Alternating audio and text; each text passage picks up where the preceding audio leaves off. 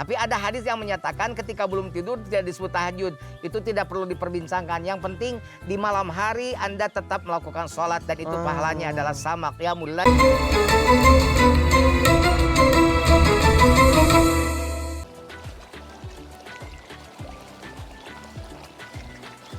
Aduh, Abah. Aduh, punten.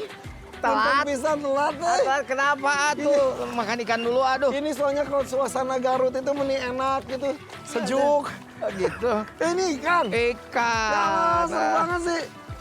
Ini aduh, maaf sekali, maaf. Kenapa sih Ate telat? Abah bilang Jadi ketiduran gini, atau apa gitu? Tadi malam saya tuh mengejar sepertiga malam. Alhamdulillah luar Karena biasa. kata orang katanya bangun sepertiga malam terus sholat malam. Habis itu ketiduran lagi, malah subuhnya lewat. Aduh, subrang jadi. Subuhnya berangan. Akhirnya gurung gusuk sini heboh-heboh cepet-cepet. Tapi ya itu mengejar sepertiga malam, ayo wajib lewat. Maaf ya Bang, ini udah kesiangan datang sini. Soalnya kata orang sepertiga malam bagus. Iya, sepertiga malam itu tempat waktunya Allah menemui para hambanya. Ya, ada 3 jamuan di sepertiga malam itu. yakni apabila dia meminta pada Allah, berdoa, maka Allah mengijabah. Bila meminta, Allah akan memberikannya. Jadi ada jamuan-jamuan khusus di sepertiga malam. Jadi bagus kalau AA mengejar sepertiga malam. Tapi awas, sepertiga malam itu sunnahnya, misalnya nafilatalak, itu kan sunnah yang ditambah oleh Allah, tambahan sunnah dari Allah. Tapi kemudian yang fardunya malah kesiangan, sampai begitu. Aduh, ya sama seperti itu. Assalamualaikum pemirsa nih. Bersama kita berdua di sini di Abah dan AA. Nonton bukan hanya di depan. Oh iya, depan TV dan nonton. Ini kita lagi di Garut, masih di Garut. Saya nginep di sini. Enak sekali lah ini. Ini di halaman belakang rumahnya Abah, ini vilanya Abah. Kolam, ada gunung, ada lapangan golf, ada kolam renang. Wah, Masya Allah, seneng banget. Saking senangnya, saking nikmatnya, tidurnya bablas. Tapi ngomong-ngomong sepertiga malam, tapi Abah katanya di sepertiga malam malaikat turun. Ya, dan bukan hanya malaikat, Allah Subhanahu wa taala yang turun. Masya Allah. Jadi di sepertiga malam itu Allah Subhanahu wa taala turun menemui hamba-hambanya. Dan Allah Subhanahu wa taala memberikan jamuan kepada orang-orang yang suka bangun di sepertiga malam itu. Jadi diantaranya adalah ketika dia meminta kepada Allah, Allah akan memberikannya. Ketika dia berdoa, fastajabalahu, Allah akan mengijabah doa itu.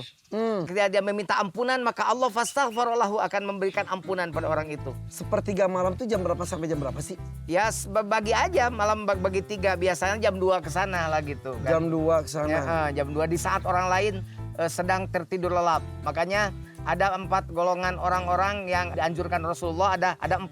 Yang pertama ufsus salam, tebarkan salam. Yang kedua wasilur raham, silaturahmi. Wa'at'imut ta'am, kasih makan orang yang sedang kelaparan. Wasallu billaili wan nasu niyam. Ya, dan sholatlah pada malam hari wan nasu niyam, pada saat itu, pada saat orang-orang sedang tertidur pulas. Nah, gitu. Nah, tapi kita itu kalau mau sholat malam di sepertiga malam, apakah harus tidur dulu atau boleh begadang sambil sholat sepertiga malam? Nah, sholat yang di malam hari itu ada disebut qiyamul lail. Nah, qiyamul lail itu pada umumnya mau sholat, mau ngaji namanya qiyamul lail. Berdiri di situ maksudnya beribadah. Ada sholat tahajud.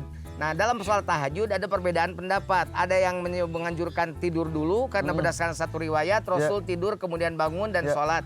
Ada juga yang kemudian tidak tidur. Yang tidur adalah dimaknai sebagai hatinya yang tidur. Jadi kalaupun jam berapapun sholat, ya maka dilakukan sholat tahajud. Tapi ada hadis yang menyatakan ketika belum tidur tidak disebut tahajud. Itu tidak perlu diperbincangkan. Yang penting di malam hari Anda tetap melakukan sholat. Dan itu pahalanya adalah sama qiyamul lail. Kita mengisi. Malam itu kan ada awal malam, ada tengah malam, ada akhir malam. Yang penting dari semua malam itu kita isi dengan beribadah.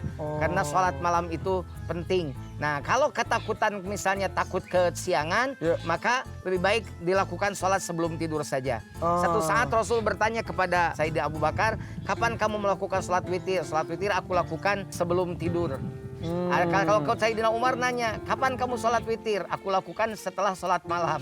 Maka kata Rasul, kamu orang hati-hati, kamu orang kuat. Nah, berarti dua-duanya dihargai oleh Rasulullah SAW. Ya, atau bisa juga sholat malamnya itu jelang ke waktu subuh. Jadi Ya, biar jangan- tidak seperti biar- saya biar tidur kebablasan. habis sholat Jadi, malam tidur bablas. Makanya setelah sholat malam sebaiknya jangan tidur, zikir terus mengucapkan la ilaha illallah sampai menjelang subuh. Begitu. Masalahnya- Bahkan ada ayat wabil asharihum yastaghfirun, diikuti dengan istighfar, dengan terus bermunajat pada Allah.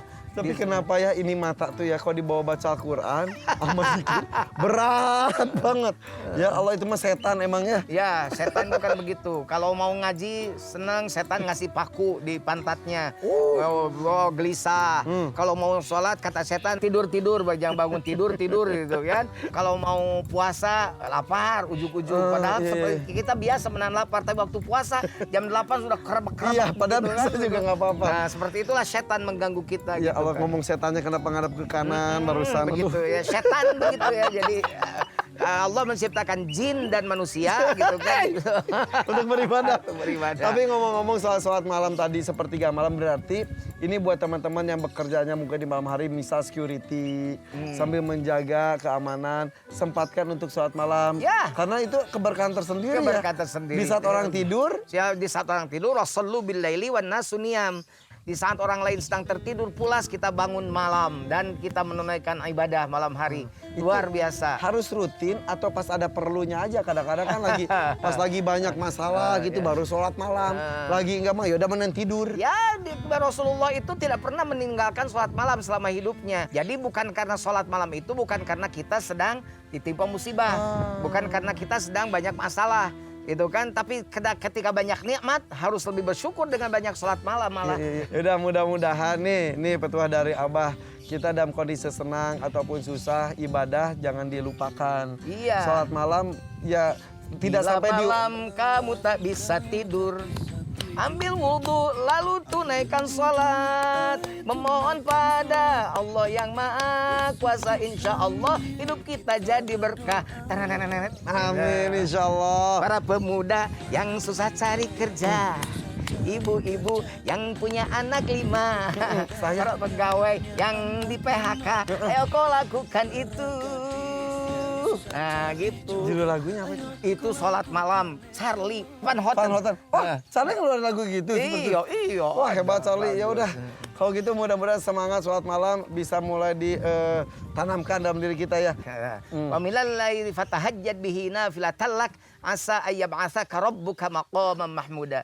Wa minal laili, dan di sebagian malam fatahajjad bihi, maka bertajudlah engkau bagi kamu nafilatan lak, sebagai tambahan. Jadi sunnah tambahan untuk kamu. Asa ayyab'atsaka rabbuka maqaman mahmuda. Mudah-mudahan aja dengan sholat malam Allah mengangkat derajatmu pada makom mahmuda, makom yang terpuji di sisi Allah Subhanahu wa Insyaallah taala. amin ya rabbal alamin. Masih di sejuknya Garut, jangan kemana-mana, tetap di Abah Dan AA berkah semuanya, segalanya, selamanya. Amin.